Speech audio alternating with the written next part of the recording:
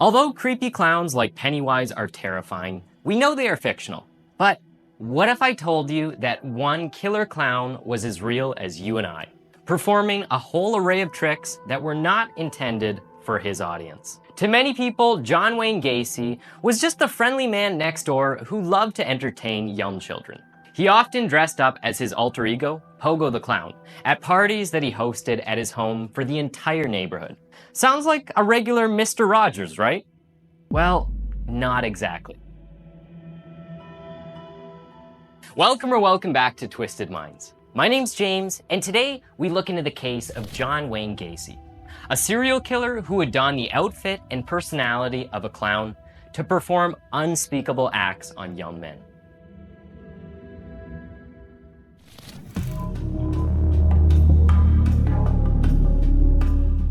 John Wayne Gacy was born on March 17, 1942 in Chicago, Illinois.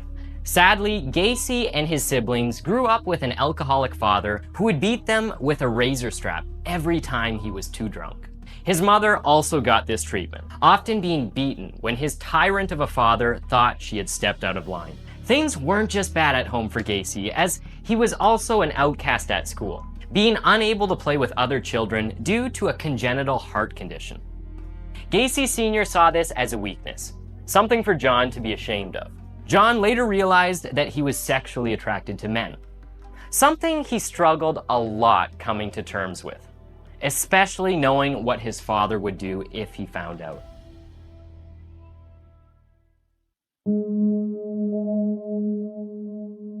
As a teenager, he briefly worked as a mortuary janitor in Las Vegas, Nevada. After returning home, he graduated from Northwestern Business College and worked as a shoe salesman in Chicago, Illinois. Maybe this is where his love for theatrics began. They have a size 20 clown shoes section, right? In September 1964, Gacy married Marilyn Myers. Now part of the Myers family, Marilyn's father asked Gacy to manage 3 Kentucky Fried Chicken outlets. Although life seemed finger-licking good for Gacy, there was trouble in paradise, as Mr. Myers distrusted him. This was brought on by Gacy lying about his professional accomplishments, but who doesn't smudge a little on their resume? Gacy eventually became a self-made building contractor in the Chicago suburbs in the 1970s. It was during this time things were going great for Gacy, loved by clients and his community alike. One of the things that really made him popular, especially among children, was Gacy's alter ego. But I think we are getting a little ahead of ourselves, so let's send in the clown. John Wayne Gacy was a member of the Jolly Joker Clown Club in Chicago and often dressed up and performed as Pogo the Clown for children's parties, charity fundraisers, and other events. This is a detail you will want to remember later on in this video and erase by the end of it.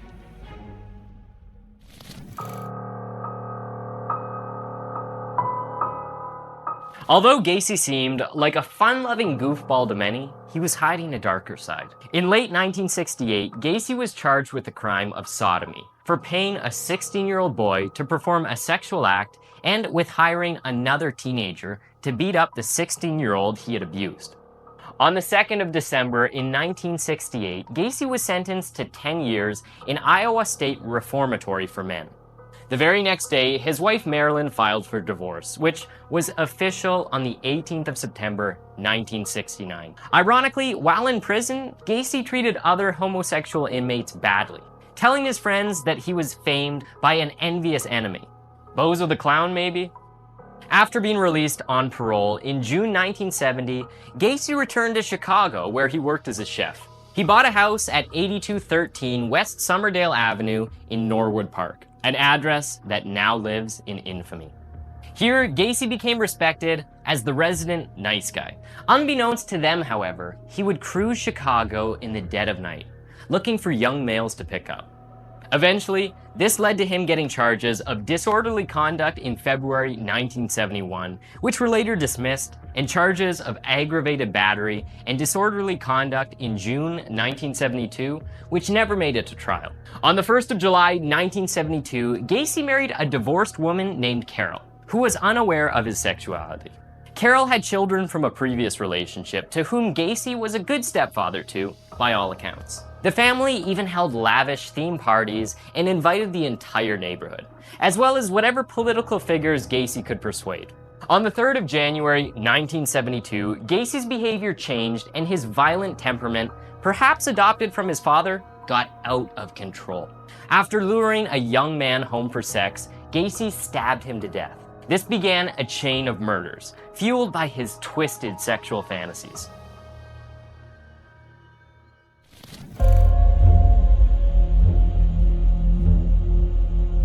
His construction company often lured young men eager for work, while at the same time, he would cruise gay bars to find young men. Once he persuaded them, he would take them home for sex. He would often drug his victims to make things easier, and more disturbingly, make them handcuff themselves as part of a magic trick. When they were helpless, he told them, "The trick is, you need the key." According to the killer, most victims were strangled with a device Gacy called the rope trick. Yep, absolutely horrendous. In 1975, Gacy joined Chicago Democratic politics, becoming secretary-treasurer for the Norwood Park Street Lighting Commission. With this new role, Gacy began making public appearances as Pogo the Clown and ran large public parades. He was even photographed with First Lady Rosalind Carter, President Jimmy Carter's wife. Gacy used his construction company to dispose of 30 bodies, burying them on his own land, especially in the crawl space beneath his house. Gacy would brush off complaints about an awful smell, blaming the crawl space's dampness. He must have had a way with words, because convincing people that rotting corpses were just a bit of damp is no easy feat.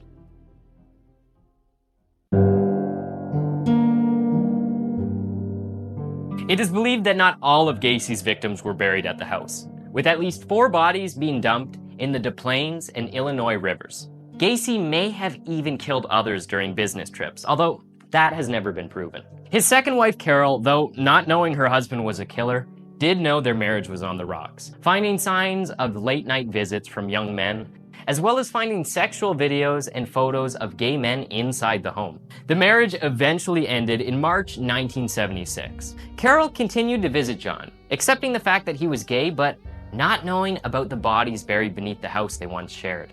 It wasn't just Carol who was ignorant to Gacy's crimes, as the police didn't investigate the disappearances of 2 victims in 1975 and late 1976, which could have been tied to Gacy. With that being said, when Robert Peist, a 15-year-old boy from nearby Des Plaines, disappeared on the 11th of December, 1978, witnesses reported that he was last seen with John Wayne Gacy.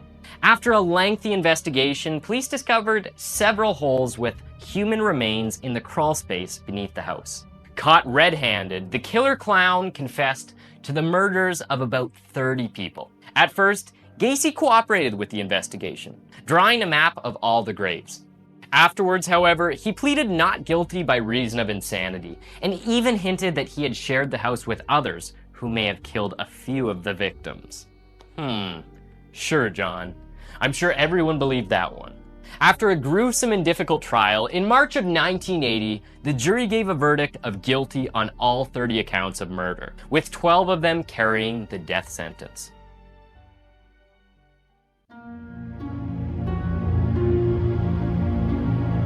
Over the years, people have speculated that Gacy was responsible for far more people they found, with 8 of his poor victims never being identified.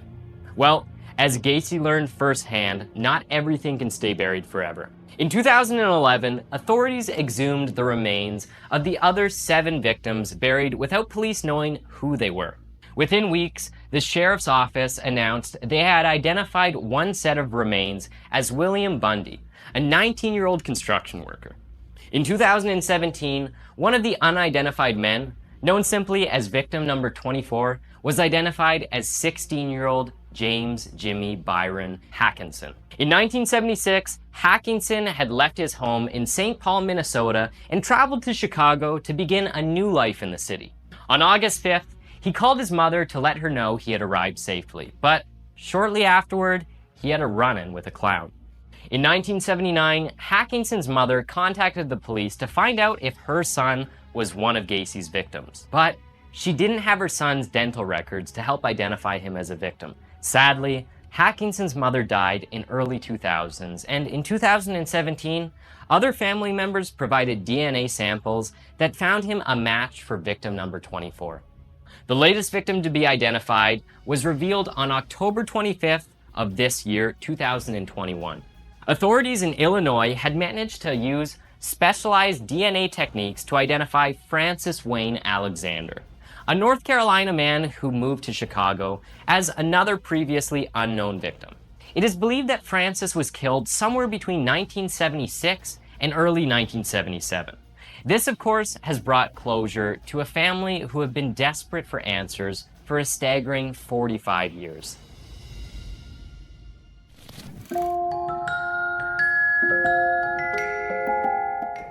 So we've talked about the past and murders of the infamous killer clown, but what about the place all of these unspeakable crimes took place?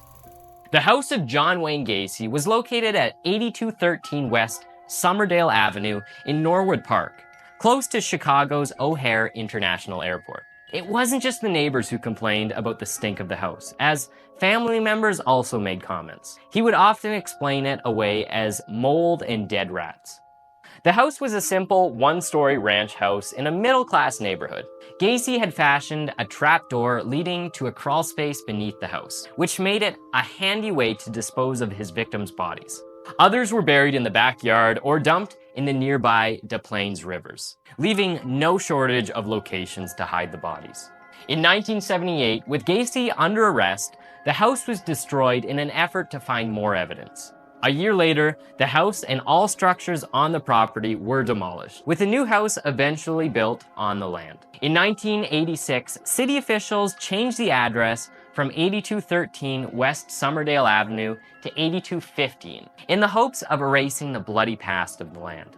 Although the house has been occupied throughout the years, it always seems to end up empty. In October 2020, the house was up for sale again for nearly $500,000 and even had its price slashed 3 times to attract new buyers. Although it's not the original House of Horrors, is it really a shock that people don't want to live on the site that the remains of 30 young men were discovered?